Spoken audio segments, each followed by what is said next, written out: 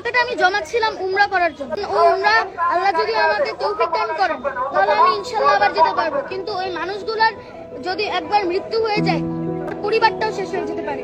তাই আমি আমার এই টাকাটা তাদের জন্য দিচ্ছি।